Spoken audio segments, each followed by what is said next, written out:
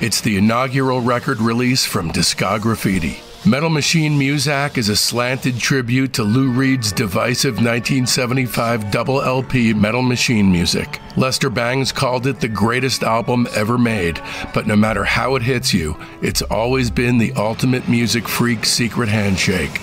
My ambient reimagining features 4 16-minute 1-second tracks, just like the original, and each one was created by a top-shelf indie rock visionary. Lou Barlow from Dinosaur Jr. and Sebadoh, Corey Hansen from Wand, W. Cullen Hart from the Olivia Tremor Control, and Mark Robinson from Unrest.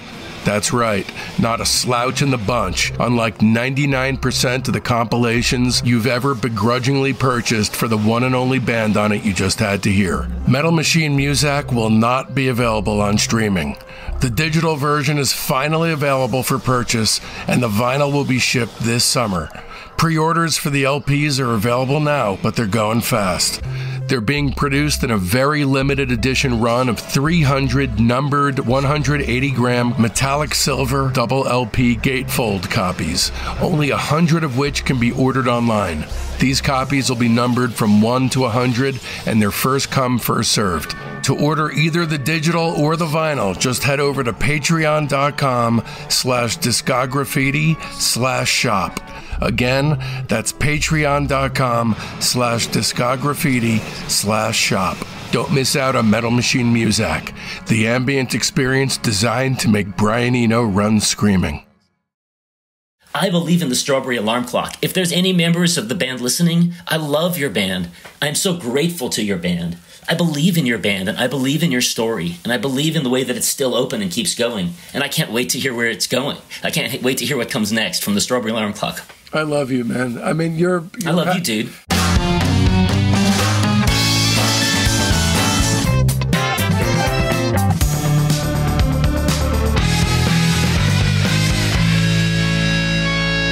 Welcome to Discograffiti, the Music Obsessives podcast that gives freaks like you and me the chance to connect with the brotherhood obsessed with rating the entire discography of every single artist and band that ever mattered.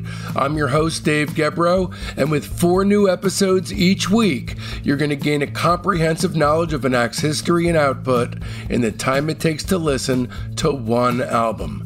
Each new guest swings a hard left into an area you either had no idea you needed to know about or know all about and can't believe you're not alone out there. I support a wife and a 5-year-old son with Discograffiti as my sole source of income. So if you love the show and this episode, please Venmo me a tip at David-Gebroe, that's Gebroe, or PayPal using my email address, which is davidbgebroe@gmail.com. I'm guessing you probably stuff $1 into a tip jar when you buy a muffin. Please then, gauge this podcast's worth side by side with simply being handed a muffin. My family and I thank you. And in this episode, we'll be turning our spray cans on the Strawberry Alarm Clock, along with our special guest, Robert Schneider from the Apples in Stereo. This is part 2 of a 4-hour interview. Here's just some of the many things Robert and I touch on in this podcast. An imagined series of reasonings to explain why the Strawberry Alarm Clock would choose to leapfrog from string-laden hippie elevator music to blues rock. An incredibly intimate impromptu rendering of a Good Morning Starshine based jingle that served as a young Robert's very first hit, and wildly caffeinated rundowns of Good Morning Starshine, not to mention, in a director's cut exclusive, the slew of incredible 45s that marked the end of the line for the band. Before we kick things off, a quick word from Robert. Hey friends in Discograffitiville, this is Robert Schneider from the Apples in Stereo and the Elephant Six Recording Company. Like all musicians, I've kicked off a parallel career in mathematics. If I had to pick just one equation, my favorite equation would be U plus Discograffiti's Patreon equals pure ecstasy. I'd classify every moment of my Strawberry Alarm Clock summit with Dave as essential listening. Plus, Dave is foolishly attempting to support a family by releasing 4 episodes a week on Patreon. So if you believe in karma, in late 60s psych pop. And if you believe in non-stop binge listening for music obsessives like I do, please head to patreon.com/discograffiti and subscribe right now. Thanks. I recommend the Lieutenant tier at the very least, so you can access those director's cuts, but the major tier's what you want, if you want it all, including, for you true music lovers out there, a guest-packed cornucopia of off-the-beaten-path episodes, and the more obscure the better. Even if you're on the fence, just head over there, because it's finally free to become a basic member. Okay, first things first, you need to know just how seriously I take this craziness. Discograffiti is a music obsessive's dream come true. The guest and I explore an artist or band's entire discography in a futile but valiant attempt to reach a higher truth, which is often cleverly disguised as a nerdy compendium of star ratings and lists. The show is heavily researched and the music is always reassessed with fresh ears. We don't just cover albums. We do a searingly honest deep dive analysis of all EPs, singles, comp tracks, relevant solo work, and sometimes bootlegs and live stuff. Every release is slapped with an objectively accurate star rating between 0 and 5, which allows us all, the real reason we do this, the Tootsie Pop reward at the center of the rock and roll lolly, to come face to face with the true shape of an artist's overall arc. Coming up, we've got a career-spanning interview with the Beatles' Pete Best, Tom Morello rating the MC5, an interview with Don Was, and a massive, many-guested launch into the Beach Boys' entire catalog with, that's right, the Beach Boys themselves, in a series called The Beach Boys and Your Dreams Come True.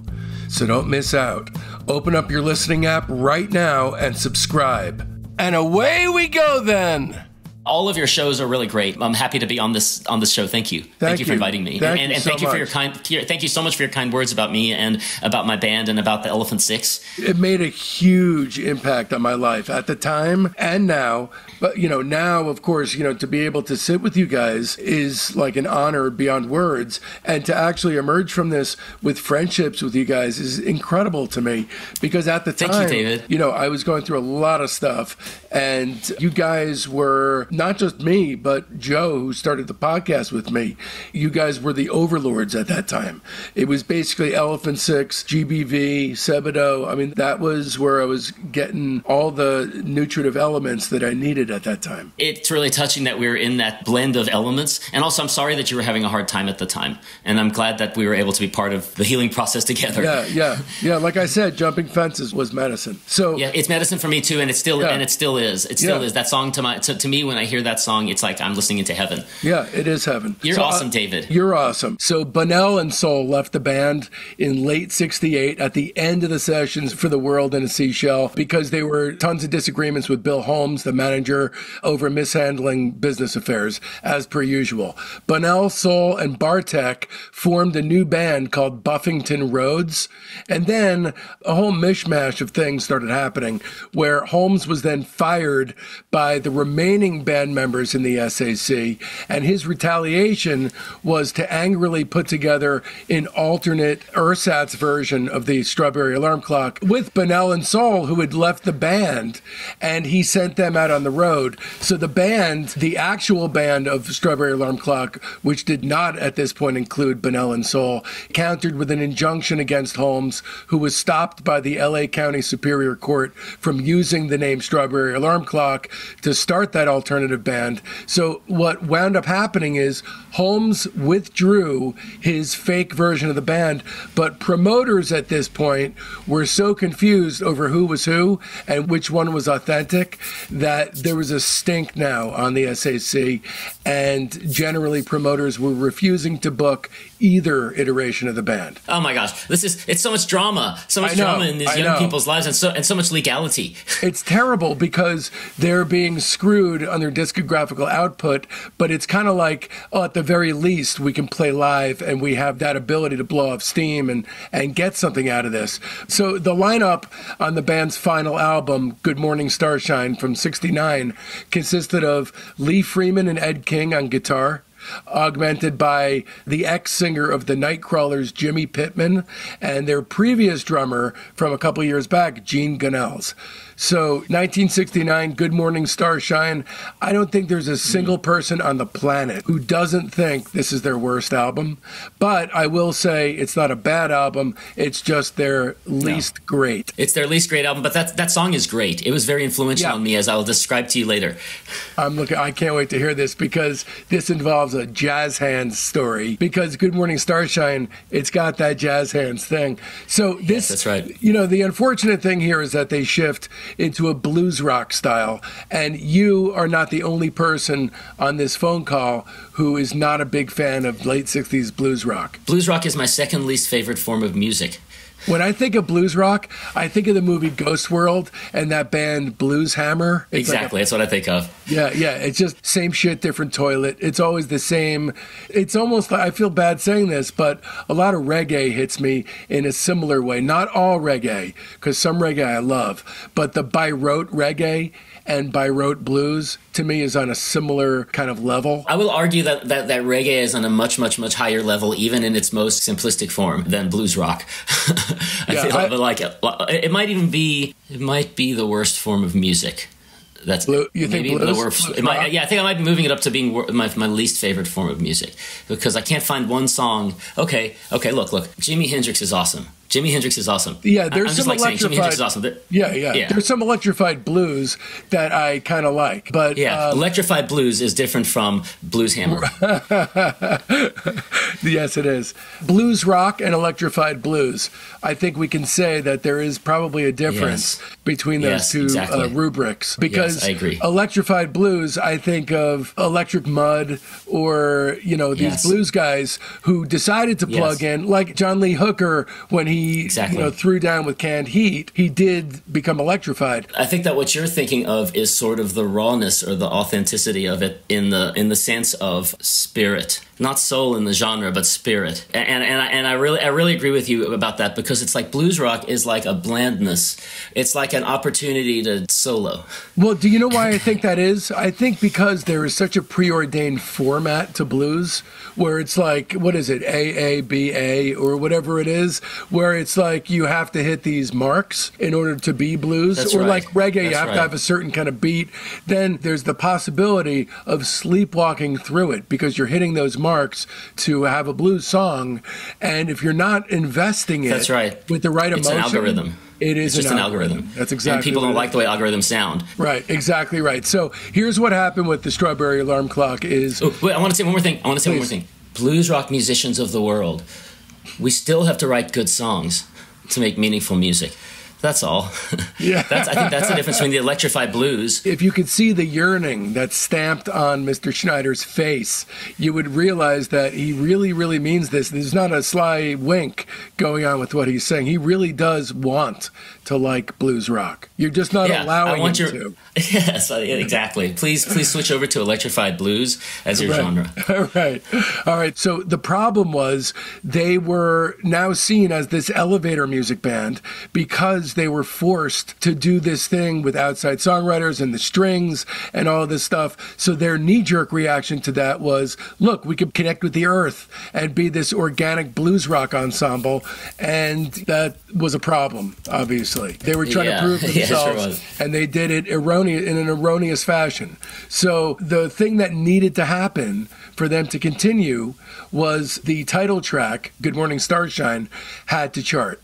The problem with that was it only managed to peak at number 87 because Oliver's version had reached number 3 and had beaten them to the punch. At that time, you could have 5 versions of a song trying to race to the top of the charts, and they got fucked. So there's nothing wrong with the SAC's version of Good Morning Starshine. It's great. But Oliver's version... It's the main version that I know. I don't think I've heard Oliver's version, actually. I think their version is the version that I'm familiar with. That was the hit. And it's from Hair, if you don't know. And White's also, I'm quoting him again, Uni, who is the record company, Uni's attitude at the time was, let's give them one more chance to squeeze out a hit. If they fail, then it's over. I think it was a miscalculation on Good Morning Starshine. Again, this is still white. Yeah, I agree. We played well on the music track. We all personally disliked the song as not being our style. That's an understatement, but recorded it anyway. Oliver's version came out before ours, and we were killed. That was the end of the line. So let's just dig into the record, okay? So side one, track one, Me and the Township, which is a Jimmy Pittman song. This actually, the first thing I think of is not blues rock. It's actually, I don't know if you're familiar with Tommy James' career after he left the Shondells. His solo No, I'm not, stuff, but he's one of my favorite songwriters. His solo stuff is worth checking out. It's got this bubblegummy gospel soul, and from around this time, actually, he was doing stuff that's like this. To me, Me and the Township is just melodic enough to be pleasing, and also just on the safe side of generic to not be disposable, Yes. mainly because of Gene Gunnell's wild skin pounding behind the kit. And Jimmy Pittman's vocals, they're pretty exuberant, even though the material's not amazing. I like Me in the Township. I don't love it. Me too. I like it. I like it also. It's a nice song. It's got interesting production. Yeah. So okay. So out of the gate, you're enjoying. I have to say, the entire first side, I feel the same way about. There's not a single song on side one that goes beyond solid, good song. No, but they do all have they have excellent instrumentation. Yeah. The excellent instrumentation, I think, is kind of consistent. It's a consistent quality of the band, even through all of the personnel changes that you've described. Every album has interesting riffage. Right. Riffage. You know, it's kind of like more in the lyrics and the lead vocal stylings that they wildly swing between different levels of good and less good. Good and evil. Well, yeah, look, good and evil, exactly. I want to pause the flow of the program and just say that in the time since I have spoken with Robert Schneider, I have fallen deeply in love with him. And me too with you, David. Thank you. I think just sometimes, this is a crazy period of my life, and all of the periods of my life somehow seem to be crazy. But when I think of Robert Schneider, it actually palpably makes me feel better and makes me feel happy.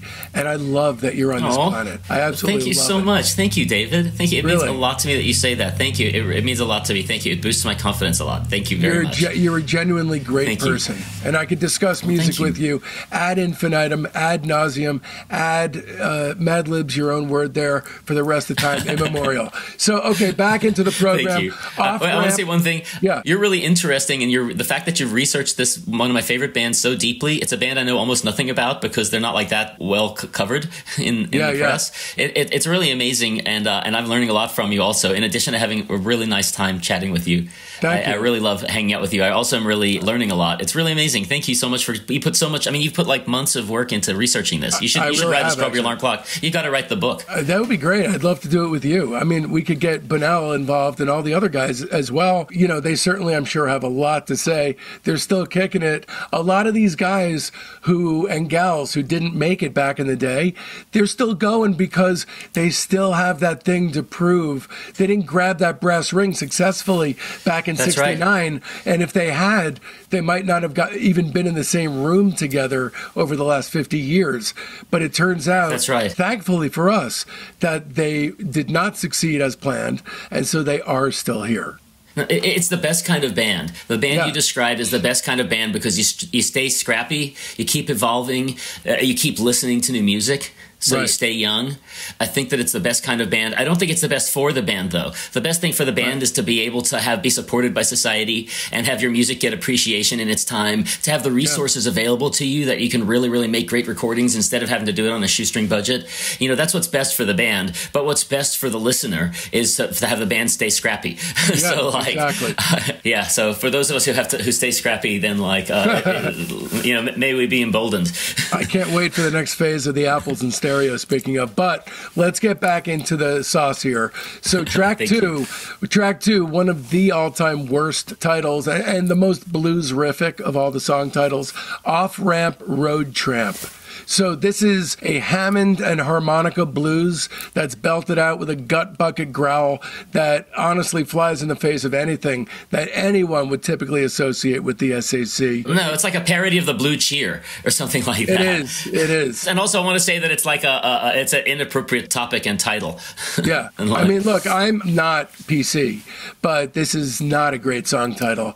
And, you know, honestly... Or song. Yeah. Jimmy's singing is what saves it for me. Otherwise, there's about a trillion other songs just as middle of the road as this. Do you have any other comments on... I think it's like the worst song on the album, and I think that your description of it's appropriate. The vocal is reasonably strong. Yeah, it is. I mean, like the songwriting isn't so... These guys, throughout the whole record, no matter how bad, not even bad, no matter how mundane the material is at points, they're playing and singing their fucking hearts out. They're playing like their lives depended on it, which is amazing because the material does not deserve the type of passion they're putting into it and investing it with. So it makes for an interesting record because of that. So small... Dude, you're right. It's almost like they want to be a band at this point, like The Creation or something. Like they're really ripping it, but their material, they don't have strong material as a band like The Creation. Yeah, there's a disconnect because you feel like if they had the right material for this kind of passion, they could hit it out of the park like crazy. So they could have been Spirit. They could have been Spirit because they have a great guitar player like Spirit. Right. Do you know how Randy California died? Isn't it like that he drowned? Yeah, but you know the circumstances? Oh, no, I guess I don't. His son was drowning, and he went out in the water and saved his son and died doing it. He died doing it. That's amazing. It is amazing. That's so sad, though. It's so tragic, but it's amazing that he was able to save his son. It's an incredible story, yeah. Of all ways to die, that's probably the best way. Yeah. Is to enable somebody else to live on. Yeah. I wish I could die today like that.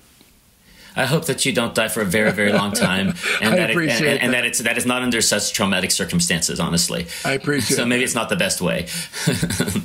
Probably the best way is surrounded by your family and to be able to, you know, to have everything like go according to like whatever your wishes are.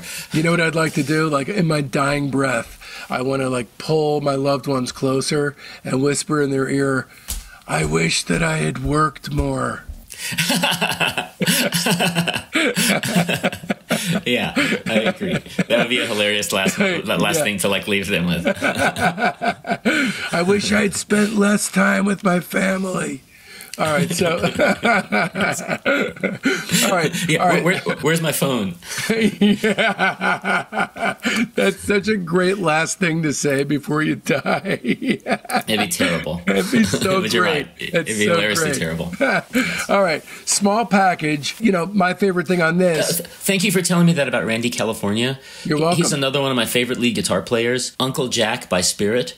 The lead guitar playing on that song is like totally out of hand. The first record is so far and away their best thing they ever did, I think. The one with Fresh Garbage on it, Uncle Jack.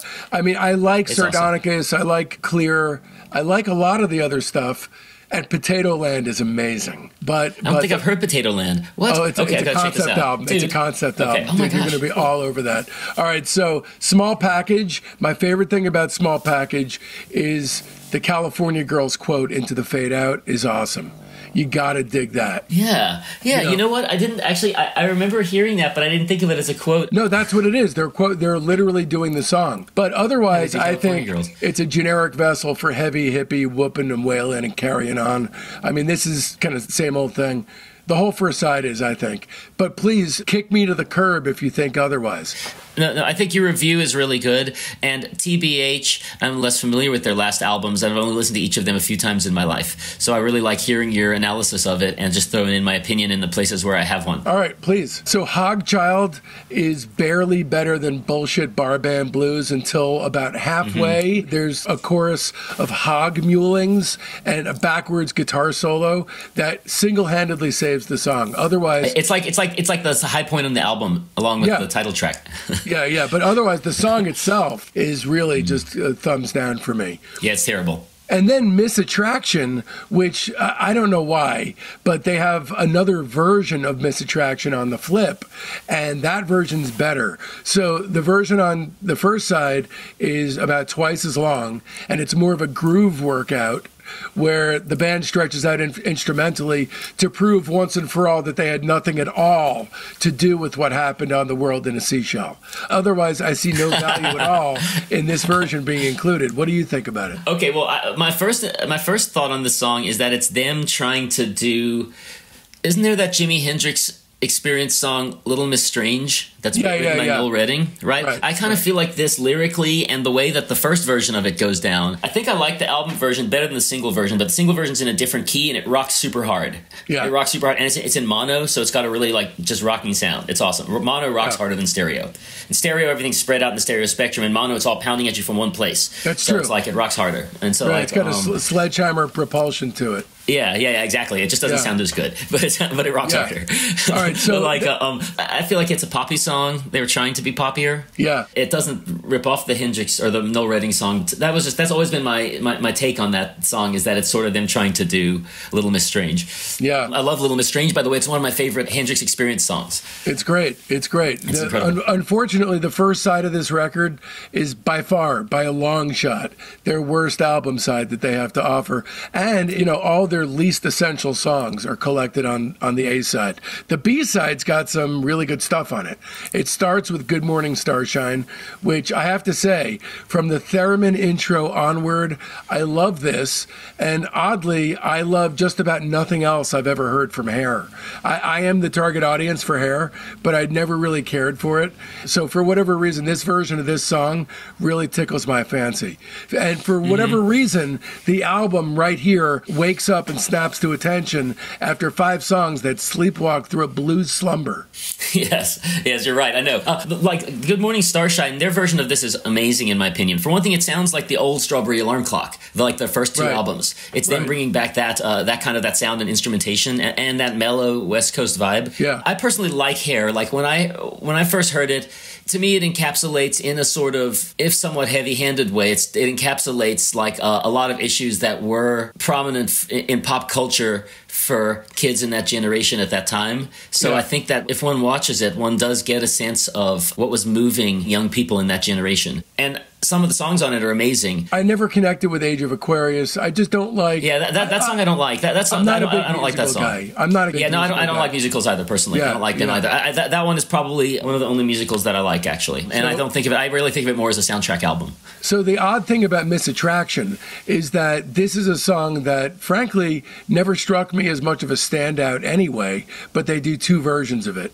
At least this one is shorter, more compact. It hits you harder, like you had said. Write Your Name in Gold is a Twilight ballad sung perfectly, and it's also one of the best, most affecting tunes on the record. I really like it. It's very beautiful. Yeah, we've got some kind of late in the game melodies on here that are really good and deserve to be saved or put on a mixtape if you have tapes. You put me on, I know you have tapes, you put me on standby. Then we've got the customary Strawberry Alarm Clock switcheroo, and without warning, we go from, where we had been to all of a sudden, we're in Herman's Hermitsville territory. Yes, so yes. It's a great... You have such a good analysis of this album. It's great. I feel like you're describing it perfectly. Well, this is a great 4/4 pop tune. It's another potential single to join the ranks of 1970 bubblegum, of which there was plenty around at the time. But, it's a missed opportunity, I think. There was plenty of Ed King's distorted sustain leads, if that's him playing. I'm not sure if that's him. It's in his style. It's in the style of the Strawberry Alarm Clock's distorted leads. Yeah. It must be him. So maybe it's him, but great song. I think it's the last great song on the record. Yeah, I have a theory about what you said about the bubblegum thing, because they were running away from being bubblegum. Their whole career, they were running away from being bubblegum, and they still are. And so I feel that this album is programmed up front with the hard rock stuff, because that was a hitting that year. It was contemporary, and it was part of their band. And the fact is, they sacrificed by putting their least good songs up front, by putting the stuff that was the most hard hitting, I think, as a way to distance themselves from being bubblegum. You know what I mean? But they made the wrong choice, because they actually have a couple of really great pop songs, bubblegum pop songs that would have spoken to the popular audience outside of rock music. And they shuffled them towards the end like they were embarrassed or something. The problem is they're acting out of fight or flight now, because, they know they're at the end of the line. That's a good theory. They're reacting in a knee-jerk way. Everything is knee-jerk. The second album was a reaction to the first. The third was a reaction to the second, and so forth. But that made for an incredible incredible zigzag arc of growth.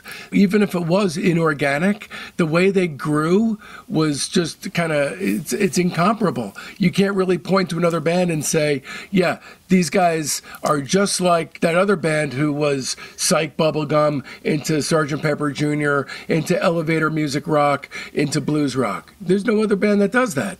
2 final songs on the record, Dear Joy, which is a very simple soul groove out with a spot of tack piano and a warm blanket of harmony background vocals to keep things interesting. Not incredible, but a decent tune. I don't know if you're a fan of this. I think it's one of the better songs on this album.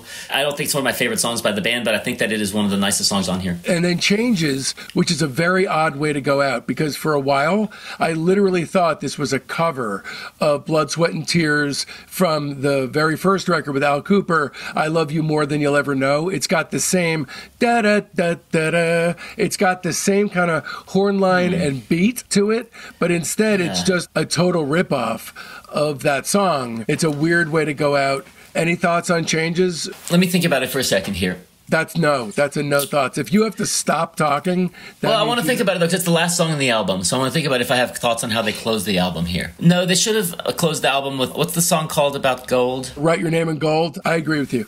Here's my capsule review. Once again, there's nothing bad here.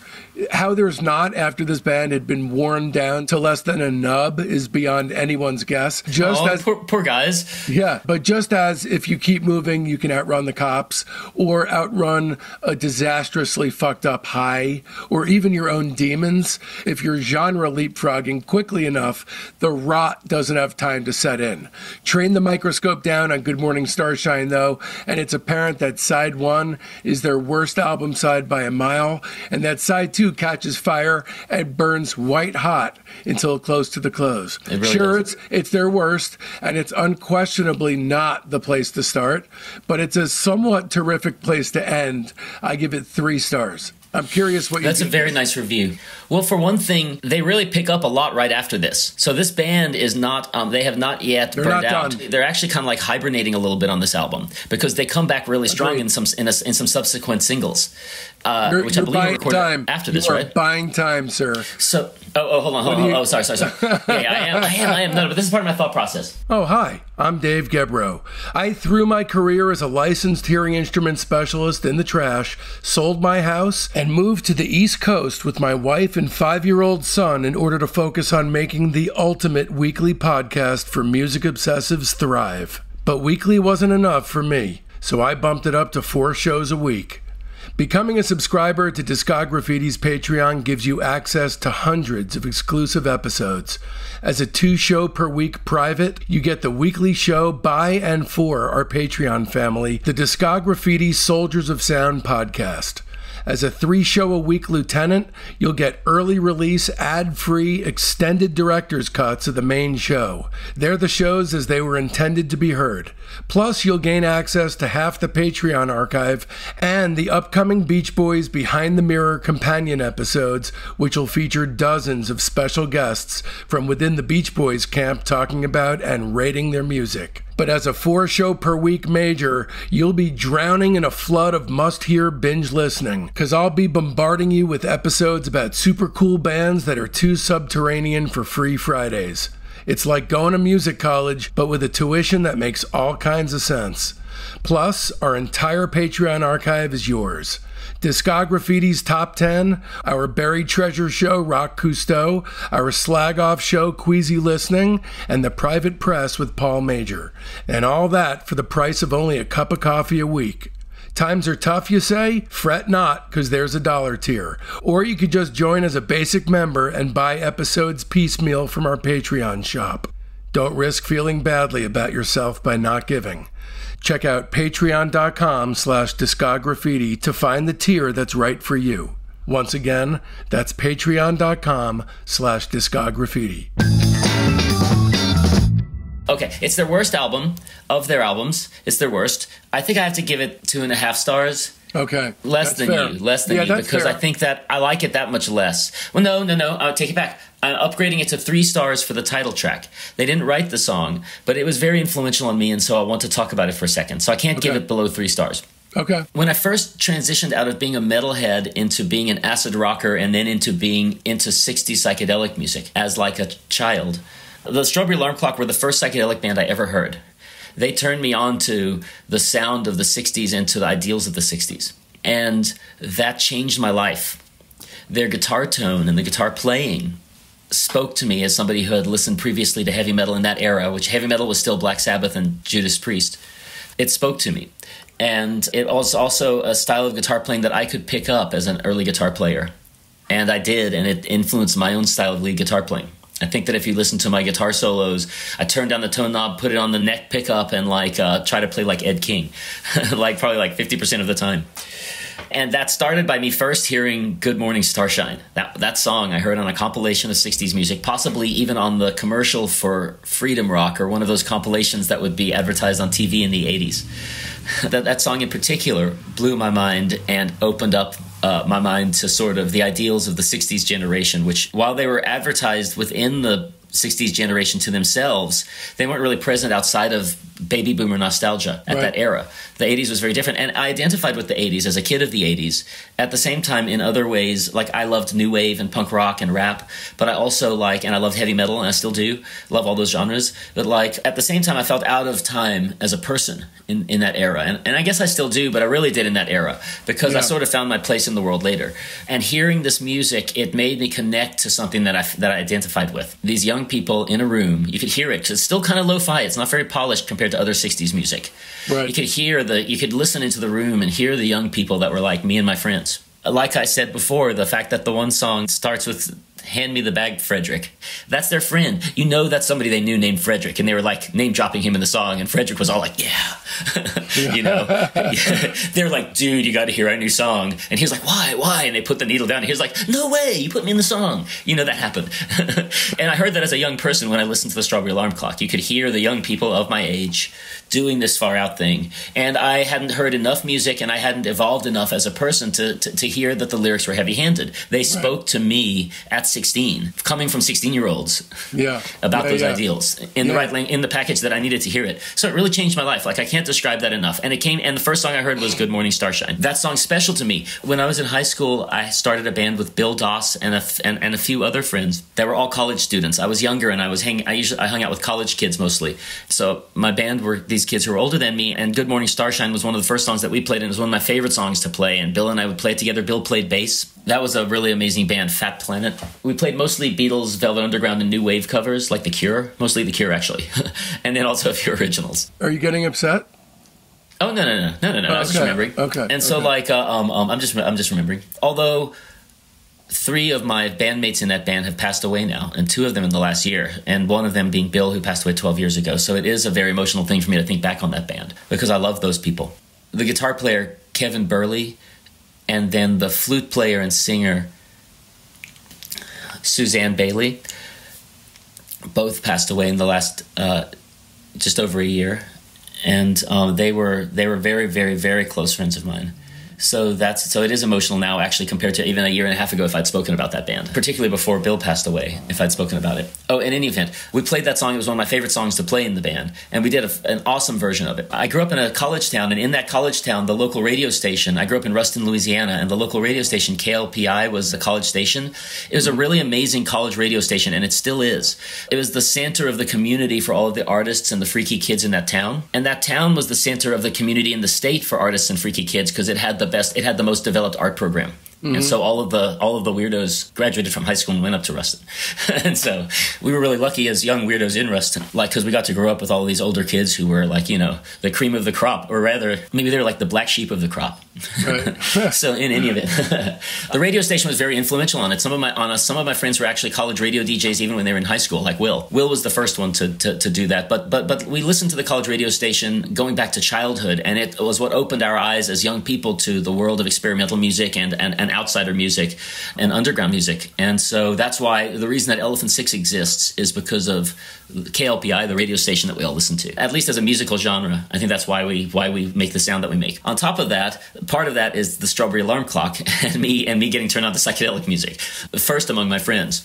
And so on the college radio station, there was a DJ named Tio that I was friends with, Kevin Davis, but his on-air name was Tio. That's how he was known around town. He was extremely cool, extremely hip, and extremely cultured. And he had like one of the best radio shows, which this is a station that had amazing radio shows, and also very hip, cultured, and snotty DJs. So like, I mean, these DJs were as snotty and snobby as you can imagine. Like, it was like it could be the Simpsons version of what a college radio station would be like, except for that it was actually amazing. But I'm just saying, like, they were that over the top tasteful. Right. Like, they had a framed picture on the wall, a framed notice where one of the DJs quit the station, wrote a nasty letter to the rest of the DJs saying that he was quitting because his taste was so much better than the rest of theirs. Right. And they like framed it, memorialized it forever on the wall. And by the Simpsons, you mean the comic book guy, right? Oh yeah. I wasn't thinking I wasn't thinking like him in personality, but I was thinking that if the comic book guy also voiced a college radio DJ, yeah, that'd be great. That's kind of what I do. I mean, it's you are snotty. Yeah. I like that. I really like that about you. I think what I try to do is just make sure that everyone who comes on has an opinion by forcing them to have one. Yeah, that's good. You made us do listening assignments, even to bands that we liked and called up ourselves. So Tio, his radio show was in the morning. It was called the Early Morning Tio Show, and he asked me if I would record a song for it, a theme song. And the radio station had an 8-track. They had an Otari MX5050 8-track, the exact same tape machine that some years later Spin Art Records bought my band, and I ended up using to record all of the Elephant Six albums on. So they had this one in their studio, and at that time it only used 4-track cassette, which I was a master at. They had a mixing console, they had this 8-track, and they allowed me to go in and to use it, and they helped me to use it. They had a little sound booth, and they had a drum set in there. So I played all the instruments, and I re-recorded Good Morning Starshine, the Strawberry Alarm Clock's version, guitar solos and stuff. And I re-recorded it, but with the lyrics, Good Morning Rustin, T.O. says hello. I recorded a version of it with lyrics that were the intro to his show. And then it was like, Good morning, Rustin. T.O. says hello. He twinkles above us, we twinkle below. He'll play some music that you may know. Come on and join as we play the Early Morning T.O. Show. So anyway, yeah, it was like my hit because he put it onto a cart and he played it on the air at every single time. It was the only time. It was my only song I ever had released at that age or after that for many years. And like I would hear it on the radio when I would listen to his show, and I felt so cool. You're telling me that your jingle reworking of the Strawberry Alarm Clock's version of Good Morning Starshine is responsible for you getting into music. Well, I will say that it was my breakthrough hit. Yeah. In Rustin, and it made me so proud to listen to it, and I'm still friends with Kevin Tio, cool. And and he said that he still has the cart, so it is still in principle possible that one could pull the audio off of it and we could hear it. But I was really proud of that. And I played all the instruments. I used to be able to play drums when I was in high school, which is like really weird because I've never been able to play it since. But like then I was able to play all instruments when I was young, like just easily. And so like in any event, it was a magical experience, and it was my foot in the door into the radio airwaves. And so I owe a lot to Good Morning Starshine, the Strawberry Alarm Clock's version of it. Well, sadly, we're going to have to wave goodbye to this era, but there is an impending era in SAC mythology that a lot of people don't even know about because they see 4 albums. This era is now a bunch of tracks that's appended to the end of some releases. But basically what happened was the Strawberry Alarm Clock post Good Morning Starshine released several additional non-album singles throughout 1969 and 1970. And they're super rad. Yeah, most of them are actually of pretty high quality, and they appeared in the movie Beyond the Valley of the Dolls, but could never match their past popularity. Let's talk about the 10-year period from 71 to 81. So They appeared, like I said, in Beyond the Valley of the Dolls. By this time, the band's popularity had waned considerably, but they continued on for some time, and they toured the South in 1970 and 71 with a then unknown Florida band called the 1% opening for them. In the latter part of 71, the group, who was then without a record label and with all kinds of internal conflicts over musical direction, they opted to disband. Gene Gunnels joined the backup band for the Everly Brothers alongside Waddy Wachtel and Warren Zevon. It wasn't the end of the line for Ed King, though. He'd become friendly with the guys from the 1%, and in late 1972, he was invited to join them. The band soon renamed themselves Lynyrd Skynyrd. And yeah, it was That's King. the 1%? They evolved into Lynyrd Skynyrd? Yeah, and it was King. I see where you're going with this. This is interesting. Yeah, and so it was King who composed the classic opening riff to Sweet Home Alabama in 74. King played on their first 3 albums before leaving in May 1975. So Strawberry Alarm Clock reunited briefly in 74 to 75 with Bunnell, Soul, and Bartek. The trio played some shows and contributed the theme to late night 70s televised rock concert series ABC in Concert. They also appeared on one of the smaller stages at the first California Jam on April 6, 74. And then in 1982, the SAC reunited again after Freeman spotted a newspaper ad promoting an appearance by the group at an LA club, the Music Machine. Freeman knew nothing about the gig and went to the club to investigate. And there, I love this, he discovered that the advertisement had actually been a plot by the club's owners to get the real band to reunite. So at this point, no it worked. way. That is so cool. That's an epic story right there. Yeah. So Freeman, Bunnell, Weitz, and Gunnels reformed as Strawberry Alarm Clock in '82, and they were joined in 1983 by the singer Leo Gaffney and Freeman's brother Doug. In 1983, Incense and Peppermints was re-recorded. I mean, who gives a shit? But still, it was re-recorded, produced by Dennis Dragon, who's the brother of Daryl Dragon, and then they began performing on oldies concert tours during the 1980s, usually alongside other acts like Moby Grape, The Seeds, It's a Beautiful Day, and the Freeman, Bunnell, Hubbard, Anderson grouping was their longest lived. It lasted from 1989 to 2001. And during this time, the members continued to work on new material. They made occasional concert appearances, and they also pursued their own individual careers. Lee Freeman wound up dying in February 2010. I'm very sorry to hear that. From complications arising from cancer. And then April 1st, 2012, the best April Fool's Day prank ever. Strawberry Alarm Clock released Wake Up Where You Are on the Global Recording Artists label. It was the band's 5th studio album and their first since 1969. Let's not do a full review on this, but there's a Seeds cover, a Fuzztones cover, a new track, and notably no unwelcome modernized version of Incense and Peppermints. It's surprisingly solid, actually, but if it has reasonable re-recordings of some of their songs that are different from the original versions in a way that is interesting to listen to. Yeah. It's like hearing a live album or something like that a little bit. Right. But if you own or have access to the original albums, there's no real reason to stop off for a visit. I mean, for those who care about such postscript album minutia, I count one solid original, which is called Drifting Away, and one shitty original, which is the quasi-title track Wake Up. But this is NA. I don't give this a rating. Okay, I think I can rate it. Okay. I think I can rate this one. As a modern contribution from the band, 3.5 stars. Okay, all right. So that was 2012. Roger Ebert, who does play a part in this story because he wrote Beyond the Valley of the Dolls. He died on April 4th, 2013, and on July 27th of that year, his widow, Chaz Ebert, asked the Strawberry Alarm Clock to appear at the Sabin Theater in Beverly Hills as part of a tribute to her late husband. The SAC performed a half-dozen songs, followed by a screening of Beyond the Valley of the Dolls. Ed King, unfortunately, died on August 22nd, 2018, and Jimmy Pittman, who was the blues rock vocalist during that iteration of the band, he died in hospice care on August 29th, 2019, at age 72.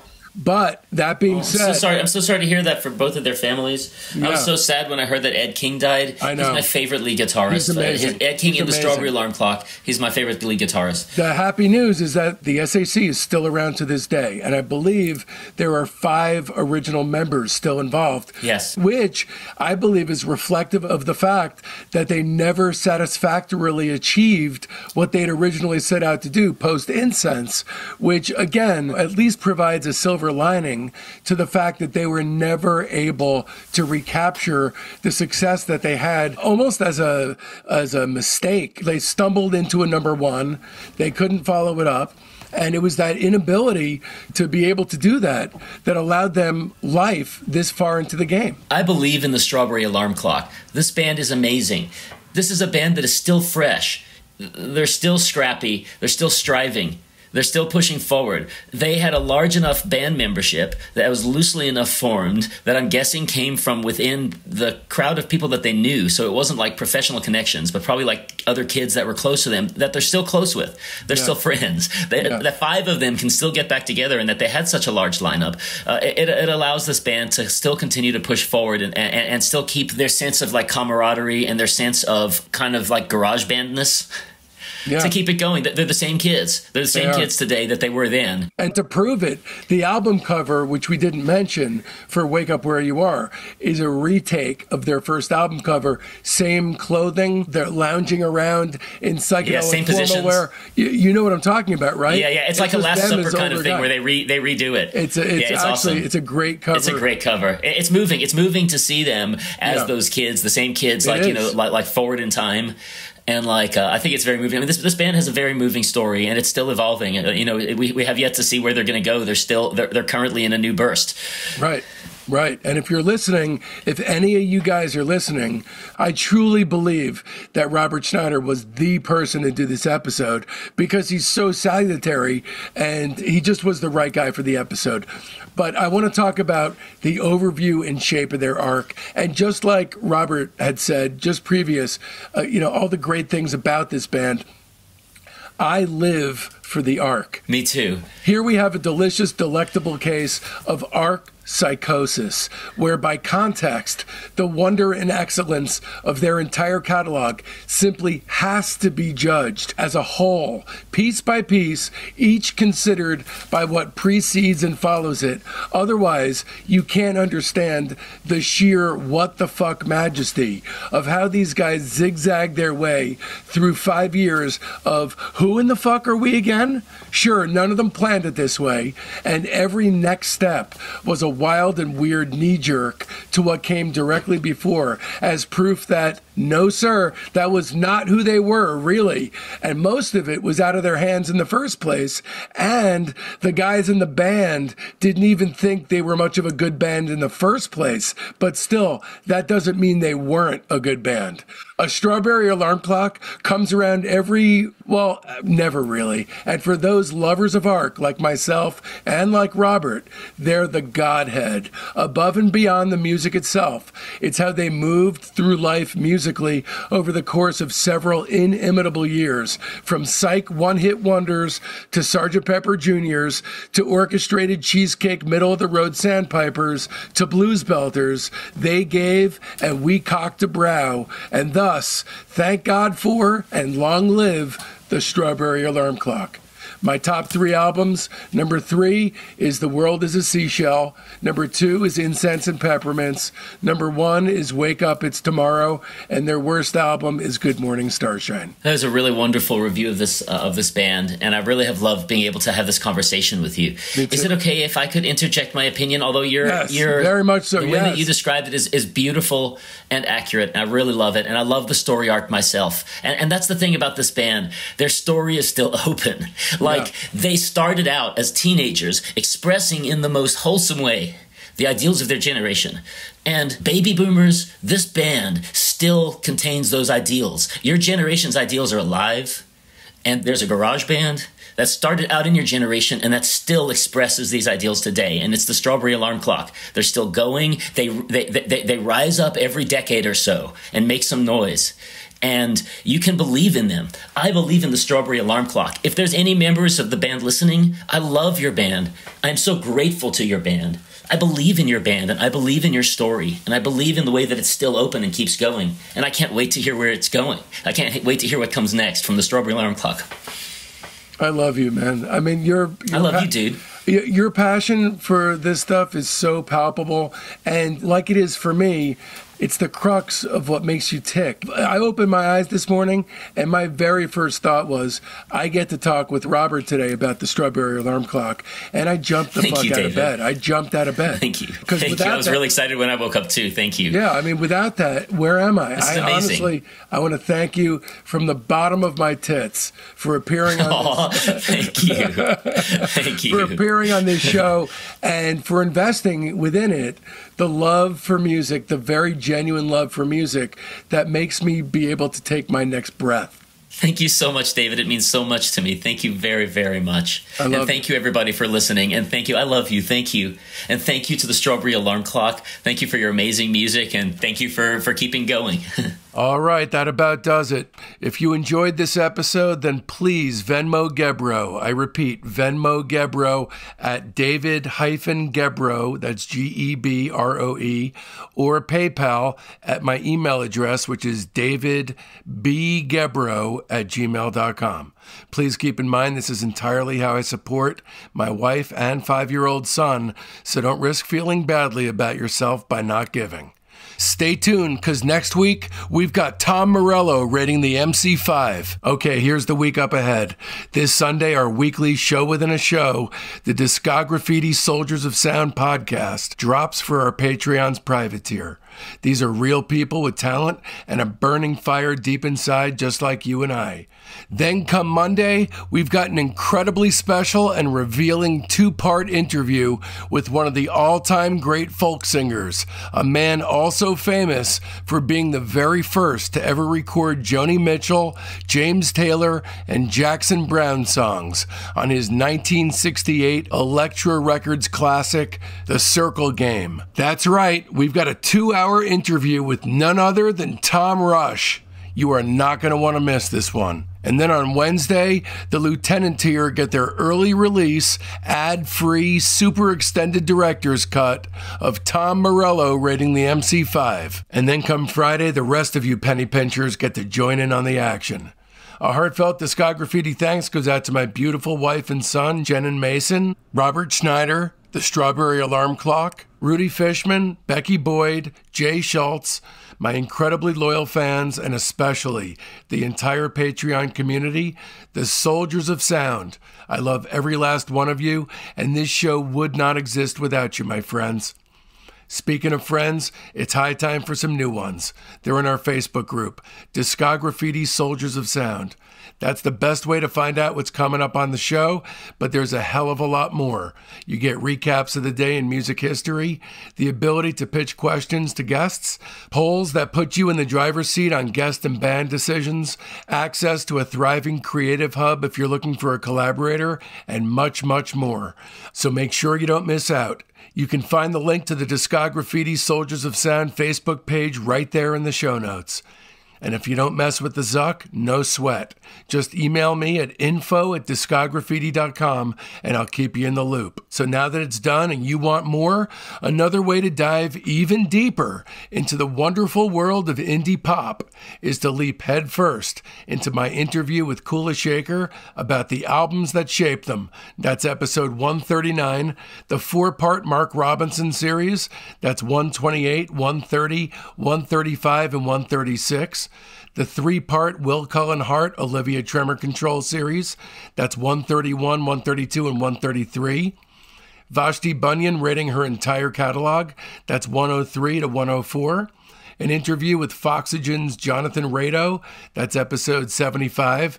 Rado rates Rundgren. That's 37 through 40. Unquestionably the greatest Lou Barlow interview of all time. That's episode 62. Lou rates the Zombies. That's 59 and 60.